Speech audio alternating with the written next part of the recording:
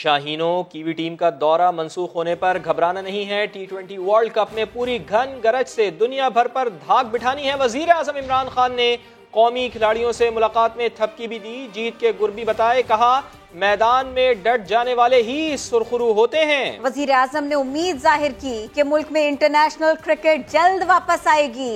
उस्मान खान की रिपोर्ट देखिए। पाकिस्तान का जो आने वाला दौर है, ये बड़ा एक्साइटिंग दौर है। घबराना नहीं है आपने। शाहीनों घबराना नहीं, दुनिया को अपना जोश, जज्बा, जुनून, एक्शन और खेल जमकर दिखाना है। वजीर आजम की कौमी T20 स्क्वाड को 17 अक्टूबर से 14 नवंबर तक होने वाले T20 वर्ल्ड कप के लिए दबंग थपकी। आपने घबराना नहीं है, आपने घबराना नहीं है। T20 स्क्वाड को मैदान में पूरे एतमाद के साथ बेधड़क बेखौफ होकर खेलने का मशवरा, भारत को हराने समेत कई तजर्बात शेयर किए, जीत के गुर बताए और खेल का फलसफा भी समझा दिया। मुश्किल वक्त में आपने घबराना नहीं, आपने खड़े होना है, आपने मुकाबला करना है और आपने मेहनत करनी है। आपने पैसे के बुत को तोड़ना है। आपने जब ग्राउंड के अंदर पांव रखना है तो पाकिस्तान के लिए रखना है। इमरान खान ने माजी की दरख्शां रिवायात का हवाला भी दिया। बोले, मैदान में डट जाने वाले ही सुरखरू होते हैं। खौफ से आप शिकस्त खा जाते हैं और हारता वो है जो हार मानता है, ज़हनी तौर पे हार मानी होती है तो वो फिर हारता है। डरना नहीं है, आपने जबरदस्त तरीके से अटैकिंग क्रिकेट खेलनी है। वजीर आजम ने यह भी कहा कि पाकिस्तान मुकम्मल महफूज मुल्क है। इंटरनेशनल क्रिकेट मुल्क में जल्द वापस आएगी। इमरान खान से 1-on-1 मुलाकात करके चेयरमैन PCB ने क्रिकेट की बेहतरी पर तफसीली बात भी की। उस्मान खान, समा, इस्लामाबाद। आज की एक और अहम तरीन खबर आपको दें कि दौरे न्यूजीलैंड की अचानक मनसूखी का जाल भारत में बुना गया। कीवीज को जाली ID के जरिए धमकियों भरी ईमेल्स भारत से भेजी गईं। पाकिस्तान ने दुनिया के सामने भारत की मकरूह चालों का पोस्टमार्टम कर दिया। वजीर इत्तलात फवाद चौधरी ने बताया, ओम प्रकाश मिश्रा ने मुंबई से डिवाइस इस्तेमाल की, VPN की लोकेशन सिंगापुर की लगाई गई। मार्टिन गप्टिल की अहलिया को ईमेल के जरिए पाकिस्तान में कातिल की धमकी दी गई। भारतीय अखबार में एहसानुल्लाह एहसान की जाली पोस्ट पर आर्टिकल लिखा गया। ये पाकिस्तान ही नहीं बल्कि आलमी क्रिकेट के खिलाफ साजिश है। एक साजिश है, इसके आखिरी सिरे तक जाएंगे। न्यूजीलैंड क्रिकेट टीम को जाली धमकी आमेज ईमेल भेजने का मामला FIA साइबर क्राइम विंग ने मुकदमा दर्ज कर लिया। इसी सब के ऊपर बात करेंगे। समा के नुमाइंदे आदिल तनौली हमारे साथ हैं। आदिल तनौली, FIR क्या क्या कुछ है इसमें, कौन सी दिफात है? अभी देखें, न्यूजीलैंड क्रिकेट टीम को जाली धमकी अमेज जो मामला है, इसका मुकदमा FIA साइबर क्राइम में दर्ज कर लिया गया है। मुकदमा जो है सब इंस्पेक्टर की मुद्दईयत में दर्ज किया गया है और इसमें जो ईमेल यूज की गई है उसको भी FIR में शामिल किया गया है। ईमेल के जरिए हमला करने की इतलात जो है ये दी गई हैं। होटल और जहाज को भी निशाना बनाने का कहा गया है। FIA साइबर क्राइम विंग की जानिब से जो मुकदमा दर्ज किया गया है। ईमेल का IP एड्रेस सिंगापुर से लिंक करता था। IP एड्रेस सिंगापुर और भारत से मुंसलिक रहा है। FIA साइबर क्राइम की जानिब से जो मुकदमा दर्ज किया गया है उसमें ये जिक्र किया है। साथ ही साथ ये भी बताया है कि ईमेल VPN के जरिए की गई है और ईमेल के जरिए न्यूजीलैंड पुलिस से भी राब्ता किया गया है। FIA साइबर क्राइम विंग की जानिब से ये बहुत शुक्रिया आदिल। वजीर दाखिला शेख रशीद कहते हैं, न्यूजीलैंड टीम को थ्रेट ड्रामा था। असल बात यह है कि अफगानिस्तान में 66 कैंप खत्म होने पर भारत में सफ़े मातम बिछी है। कोई ये समझता है कि न्यूजीलैंड टीम के जाने से पाकिस्तान तन्हा हो जाएगा तो वो अकल का अंधा है। इंडिया को मायूसी हुई है कि पाकिस्तान स्केपगोट नहीं बन सका। न्यूजीलैंड की टीम ठहरी हुई थी, वहाँ और भी 11-12 इंपॉर्टेंट पर्सनैलिटीज ठहरी हुई थी। ब्रिटिश एम्बेसडर से अभी सररा मेरी मुलाकात हुई है, उसे तो कोई थ्रेट की मसला नहीं था। ये सारा टोपी ड्रामा है। बुनियादी वजह यह है कि हिंदुस्तान के 66 कैंप हमारे पड़ोस में खत्म हुए, उधर सफ़े मातम बिछी हुई है। आप इंडिया चैनल देखें, प्रोग्राम चैनल इस तरह है कि पाकिस्तान के लिए कहा जा रहा है कि शायद हमारा इमेज खराब हो जाएगा। इस खेल को खत्म होना चाहिए। और भी हमारे बड़े मसले हैं। अगर कोई ये समझता है कि न्यूजीलैंड की टीम वापस चले जाने से पाकिस्तान तन्हा हो जाएगा तो वो अकल का अंधा है। हमें तन्हा नहीं किया जा सकता, हमें नज़रअंदाज नहीं किया जा सकता। इस टोपी ड्रामा के जो दुस्ताने पहने हुए हाथ हैं उनको नाकामी होगी। वो दिन आएगा जब दुनिया की टीमें पाकिस्तान आएंगी। आने वाले दिन इंशाअल्लाह पाकिस्तान के हैं। हम इमरान खान की क़यादत में इसको आगे लेके जाएंगे। दुश्मन ने फिजाई मुहाज पर कोई भी मुहिम जोई की तो मुंह तोड़ जवाब दिया जाएगा। Army chief general Qamar Javed Bajwa ने खबरदार कर दिया है। सिपह सालार ने खतरात से निपटने के लिए पाक फौज की ऑपरेशनल तैयारियों पर मुकम्मल इत्मीनान का इजहार किया है। Army chief general Qamar Javed Bajwa का integrated air defence battle management centre का दौरा। State of the art centre का इफ्तिताह किया। अपने खिताब में दुश्मन को ललकार भी दिया। सिपा सालार ने कहा कि पाक फौज का एयर डिफेंस कई साल में गैर मामूली तरक्की कर चुका। फिजाई सरहदों में दुश्मन की किसी भी मुहिम जोई का मुंह तोड़ जवाब देने के लिए तैयार हैं। आर्मी चीफ ने सेंटर की ऑपरेशनल तैयारी पर मुकम्मल इत्मीनान और पाक फौज की पेशेवराना महारत को सराहा। ISPR के मुताबिक commander army air defence command lieutenant general Hamooduzzaman Khan ने आर्मी चीफ को ब्रीफिंग दी। बताया कि आर्मी एयर डिफेंस जदीद तरीन और तवील रेंज के हथियारों के निजाम से लैस है। इदारा फिजाई जंग की सूरत में आला दर्जे की कमांड और इनफरादी हथियारों के निजाम तक मौसर और मरबूत माहौल फराहम करेगा। ब्रीफिंग में कहा गया कि सिमुलेटर कॉम्प्लेक्स मुख्तलिफ मुतहर्रिक मंजरनामों को पेश करने की सलाहियत रखता है। सिपा सालार जनरल कमर जावेद बाजवा ने मुस्तकबिल के चैलेंजेस से निपटने के लिए मुकम्मल हम आहंगी की जरूरत पर जोर दिया। उस्मान खान, समा, इस्लामाबाद। वजीर आज़म इमरान खान कहते हैं करप्ट निजाम से फायदा उठाने वाले इलेक्ट्रॉनिक वोटिंग मशीन को मुस्तरद कर रहे हैं। छोटा सा तबका शफाफ इंतखाबात की राह में रुकावट है। इमरान खान ने अपनी टीम से भी कह दिया कि पंजाब सबसे बड़ा मैदान जंग है। अगले 2 साल अहम है, अहदाफ तय कर लें। आइंदा इलेक्शन कारकर्दगी से जीतेंगे।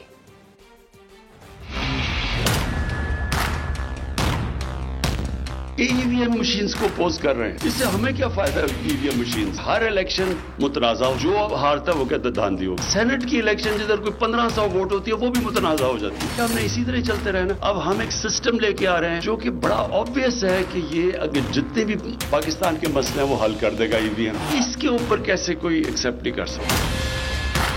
छोटा सा वेस्टेड इंटरेस्ट है। थोड़े से लोग हैं ये बेनिफिट कर बैठे हैं इस करप्ट सिस्टम से, और वो सबसे बड़े हमारे दुश्मन। और ये जो आखिरी 2 साल हैं ये क्रिटिकल है हमारे। पहला साल तो सर्वाइव किया हमने, दूसरे साल में एक तरफ इकोनॉमी संभाल ली है, दूसरी तरफ कोरोना आ गया। बड़ी मुश्किल वक्त से निकल के यहाँ आए। अब इंशाल्लाह हमारा टाइम है, हम ये साल पूरी मेहनत कर लें।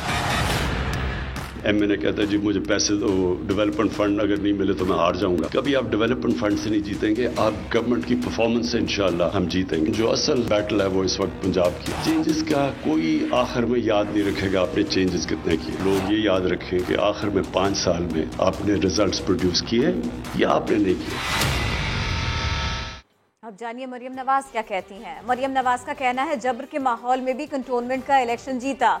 ऐसे में कि जब पार्टी को चुन चुन कर ऊपर से लेकर नीचे तक निशाना बनाया गया, ऐसे नताए जाए। लेकिन अब वक्त बदल रहा है, धौंस धांधली अब नहीं चलेगी। इमरान भट्टी रिपोर्ट कर रहे हैं। नून लीग के मरकजी सेक्रेटेरिएट में सरगोदा डिवीजन का तंजीमी इजलास। मरियम नवाज ने सदारत की जबकि हमजा शहबाज शरीक न हुए। मरियम नवाज का कहना था कि जबर के माहौल में कंटोनमेंट का इलेक्शन जीता, हुकूमत की धौंस धांधली अब नहीं चलेगी। इस जबर के माहौल में भी, इस धांधली के माहौल में भी अल्लाह ताला ने मुस्लिम लीग नून को न सिर्फ कैंटोनमेंट बोर्ड बल्कि तकरीबन तमाम जो हमारे बाई इलेक्शंस थे उसमें तहरीक इंसाफ को उसकी तमाम तर ताकत के बावजूद, उसकी हुकूमत के बावजूद बुरी तरह शिकस्त दी।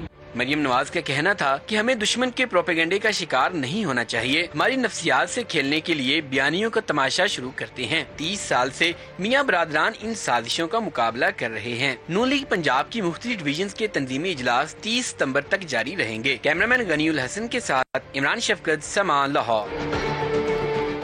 मुस्लिम लीग पंजाब के सदर राना सनाउल्लाह कहते हैं कि मरियम नवाज को जेल में बंद किया तो उनकी सियासत खत्म नहीं होगी बल्कि और बढ़ जाएगी।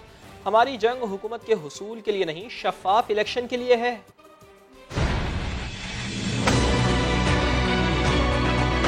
ये हमारे खिलाफ रेफरेंस दायर करें, ये हमारे खिलाफ खामोश हीरोइन डालें या कोई बोलने वाली हीरोइन ला के डाल दें। जो इनका दिल करता है ये करें। हम सच पे हैं, सीधे रास्ते पे हैं। पाकिस्तान के अवाम की के मैंडेट की जो इज्जत है हम उसे हर कीमत पे जो है वो इंश्योर करेंगे। हमारी कोई जंग या लड़ाई जो है ये हुकूमत बनाने या हुकूमत हासिल करने के लिए नहीं है। इनको ये मालूम ही नहीं है कि अगर आपने मरियम नवाज शरीफ को जेल में बंद किया तो ये आप उसकी सियासत को अपनी तरफ से तो खत्म करने की कोशिश करेंगे, लेकिन ये तो उसको और ऊंचा करने के लिए बाइस बनेगी। कराची तबाह हो गया, कराची तबाह हो गया, तो उसकी तबाही में उन लोगों का भी बड़ा हाथ है जो जिन्होंने 25 साल तक बिला शिरकत गहरे जो है वो हुकूमत की। वहाँ पे जिस हुकूमत का वजीर दाखिला छीदा टल्ली होगा तो आप मुझे बताएं कि फिर वो हुकूमत जो है वो क्या मुल्क में जो है वो अमन व अमान जो है वो कायम कर सकेगी, या लोगों के ऊपर उसकी क्या क्रेडिबिलिटी होगी। भरपूर एहतजाज करने को तैयार हैं। हम ज़रा चाहते हैं कि थोड़ा सा लोगों को तब्दीली का ना पूरा मज़ा आ जाए। ज़रा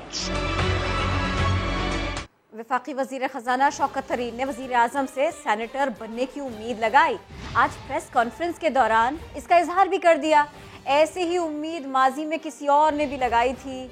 वो कौन थे, फिर उम्मीद का क्या बना, हम दिखाते हैं आपको इस रिपोर्ट में।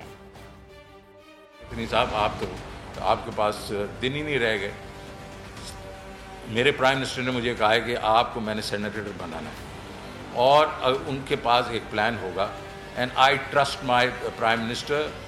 I am not going anywhere. घबराना नहीं आप। शौकत तरीन, जिन्होंने पाकिस्तान के खजाने का बोझ संभाल रखा है, हुकूमती हलकों में जिनकी वाह है, मुद्दत कम बची है जिनके पास, इमरान खान ने दिलाई है उन्हें आस। मेरे प्राइम मिनिस्टर ने मुझे कहा है कि आपको मैंने सेनेटर बनाना है। घबराना नहीं आप। शौकत तरीन की इस उम्मीद से साथ ही कोई भूला याद आया।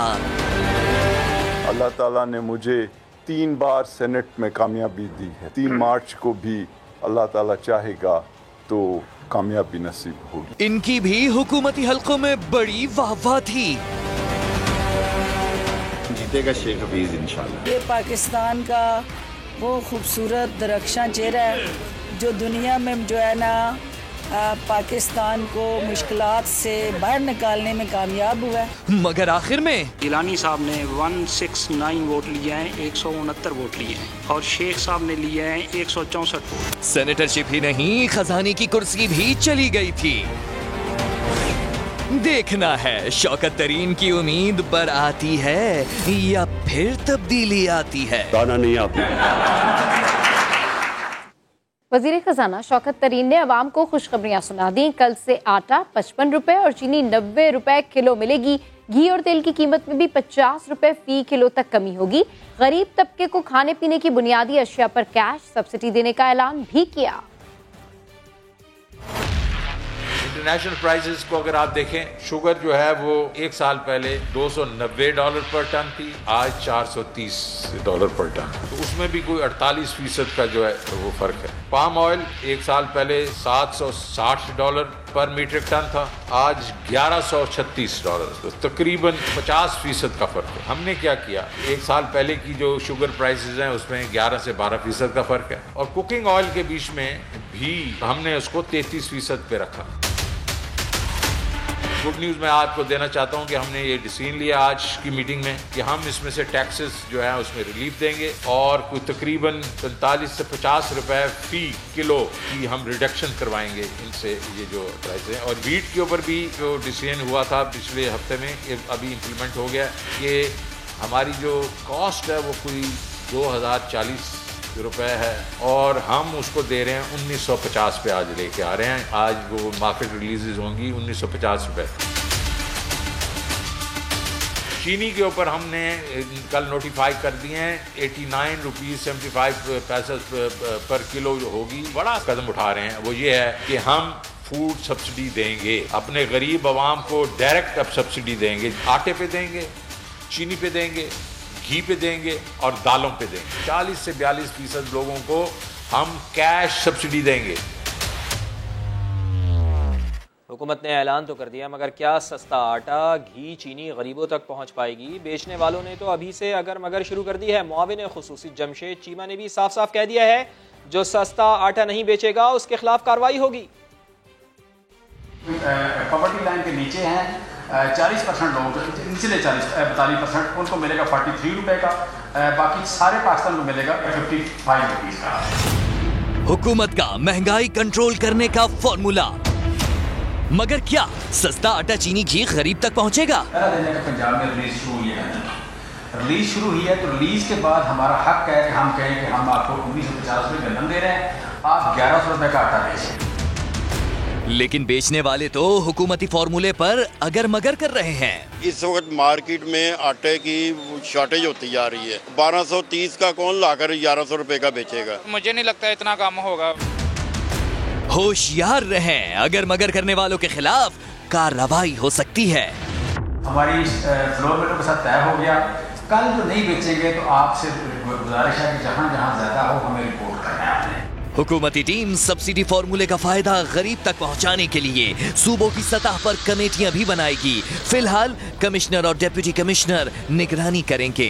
बाद में कीमतें कंट्रोल करने के लिए नई फोर्स बनाई जाएगी। पाकिस्तान स्टॉक एक्सचेंज में शदीद मंदी रही, लेकिन इख्तितामी मराहिल में गिरकर कदरें संभल गई। उतार चढ़ाव की वजूहात बता रहे हैं सैयद रिजवान आलम अपनी रिपोर्ट में। बेचने वाले ज्यादा और खरीदार गायब, नीचे नीचे और नीचे। बुध को स्टॉक मार्केट में इंडेक्स ऐसा गिरा कि सरमायाकार घबरा गए। दौरान ट्रेडिंग 1200 पॉइंट्स की मंदी और मार्केट 45,000 पॉइंट्स की हद भी बरकरार न रख सकी, जिस पर लोगों के हाथ पांव फूल गए। खास तौर पे जो यूएस डॉलर प्राइसेस बढ़ गए थे, इंटरेस्ट रेट बढ़ गया, कमोडिटीज की जो कोल की प्राइसेस हैं, कॉटन, शुगर, व्हीट और गोल्ड, सबकी प्राइसेस जो बढ़ गई, जिसकी वजह से आप देखें पाकिस्तान की स्टॉक मार्केट और साथ साथ ग्लोबली जितनी एशियन और यूएस स्टॉक मार्केट्स हैं उन पे भी नेगेटिव इफेक्ट आया है। बड़ी मंदी के बाद मार्केट ने लिया यू टर्न। आखिरी 1 घंटे में मार्केट पूरे 800 पॉइंट्स रिकवर कर गई और इख्तिताम पर 100 इंडेक्स 411 पॉइंट्स गिरकर 45,597 पॉइंट्स पर बंद हुआ। सरमायाकार मोहम्मद अमीन कहते हैं मार्केट चंद हाथों में यरगमाल है। बिग प्लेयर के अंदर मार्केट होती है, वो मार्केट को जिस तरफ चाहे इनका मार्केट का रुख ले जाते हैं। ज़्यादा मंदी भी कर देते हैं, ज़्यादा तेज़ी भी कर देते हैं, या गवर्नमेंट को समझ लो कि ब्लैकमेल भी करते हैं। तो ये इस किस्म की सिचुएशन खत्म हो जाएगी जब ज़्यादा इन्वेस्टर होंगे। स्टॉक एक्सचेंज के डायरेक्टर अहमद चुनाई ने समा से गुफ्तगू में बताया कि मुतवातिर मनफी खबरों के बाइस स्टॉक मार्केट में एतमाद का फुकदान है। कैमरामैन मोहसिन अली के साथ सैयद रिजवान आलम, समा, कराची। सुप्रीम कोर्ट ने कराची की शाराए फैसल पर कायम नस्ला टावर को गिराने के हुक्म पर नजरसानी की दरख्वास्त मुस्तरद कर दी है। चीफ जस्टिस गुलजार अहमद ने रिमार्क्स दिए हैं कि इमारत गिराने का फैसला तमाम दस्तावेजात देखकर किया था, और ये रिमार्क्स भी दिए कि अलॉटीज दस्तावेजात चेक किए बगैर कैसे इमलाक खरीद लेते हैं। इरफानुल हक रिपोर्ट कर रहे हैं।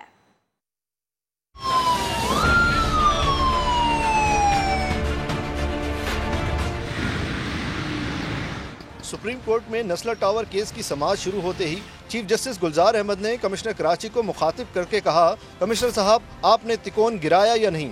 नस्ला टावर के वकील मुनीर मलिक ने मौक़िफ़ इख्तियार किया कि सर्विस रोड पर तामीरात का इल्जाम गलत है। बेंच की तरफ से कहा गया कि पहले नस्ला टावर की लीज दिखाएं।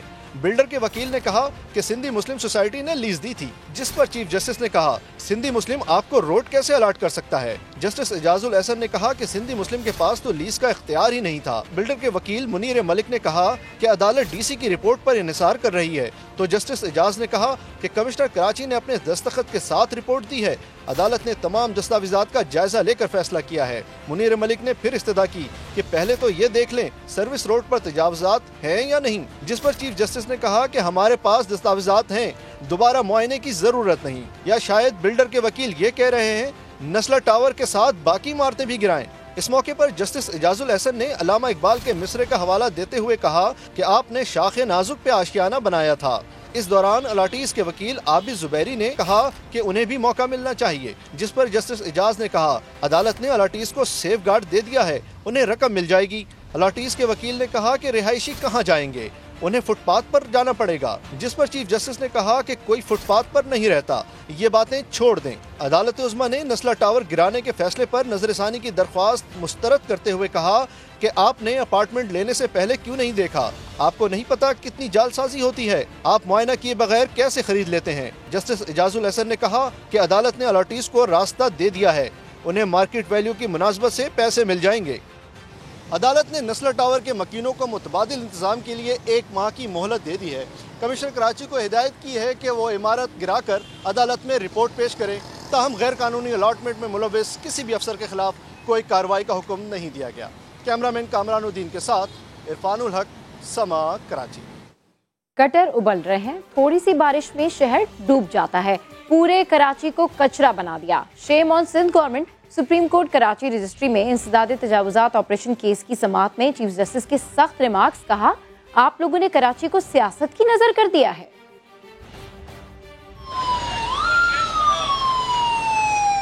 Shem on Sindh government. ये अहम और सख्त तरीन रिमार्क्स हैं मुल्क की सबसे बड़ी अदालत के। मुंसिफ आला ने कराची की हालत जार पर शदीद बरहमी का इजहार किया। कराची रजिस्ट्री में इंसदाद तजावुजात केस की समाअत के दौरान चीफ जस्टिस ने कहा, क्या इस तरह से शहर चलते हैं? गटर उबल रही हैं, थोड़ी सी बारिश में शहर डूब जाता है, सड़कें फुटपाथ तबाह हैं, गैर कानूनी इमारतें बन रही हैं। एडवोकेट जनरल सिंध ने अदालत को कहा कि बहरिया फंड से रकम मिल जाए तो काम शुरू होगा। जस्टिस गुलजार ने कहा, हर काम को बहरिया फंड से क्यों मशरूत करते हैं? जब आपको गाड़ियां खरीदनी हो, दूसरे काम हो तो पैसा आ जाता है, पैसे नहीं तो जाएं मांगे किसी से। और भी कामों के लिए मांगते हैं ना, कहाँ जा रहा है पैसा सब मालूम है। एडवोकेट जनरल ने फिर कहा, हमारे पैसे पड़े हैं, हम वो मांग रहे हैं। जस्टिस गुलजार ने कहा, सुप्रीम कोर्ट तय करेगी वो रकम कहाँ लगेगी, पैसा सिंध के अवाम पर ही खर्च होगा। चीफ जस्टिस ने कहा, गुज्जर और औरंगी नाले मुतासरीन की बहाली के लिए वजीर आला सिंध को 1 साल की मोहलत दे दी, 2 हफ्ते में रिपोर्ट पेश करने का हुक्म भी दिया है।